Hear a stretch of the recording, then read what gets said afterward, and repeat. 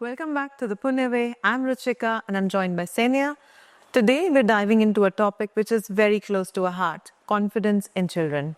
And not the usual pep talk or speak louder kind of confidence, but something way more deeper. That's right. And look, here's a thought. Maybe your child isn't shy. Maybe they're just stuck in a classroom where it's already too crowded with too many children. Exactly.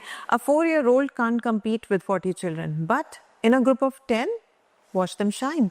Absolutely. Like at Punnya, we have seen children transform into very confident, outspoken learners. And why did that happen? It's because our classrooms are designed in a such a way where children get to interact a lot with each other.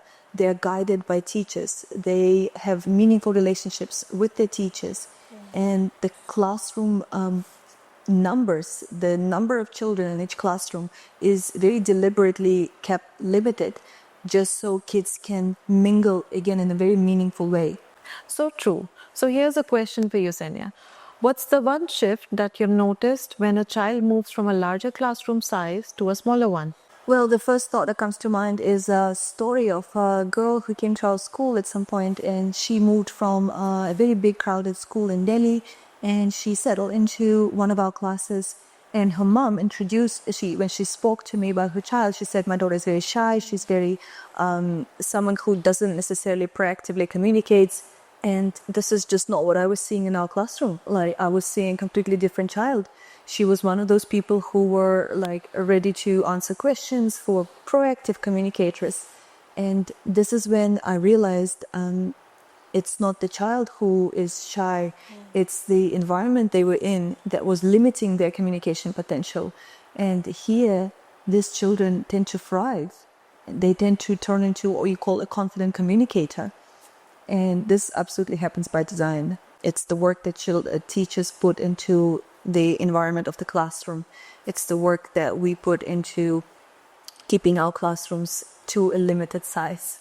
But what about the fact that parents actually think and assume that larger number always help the students gain more confidence, they adapt more to the real life world, and so on? I believe it's a very common misconception that especially for young people, especially when we're talking about children under 10, under 5 years old, they cannot build meaningful relationships with large numbers of kids. I think their brain cannot meaningfully grasp crowds, but they can talk and communicate and socialize within smaller groups, within a group. So 3, 5, maximum 10 children.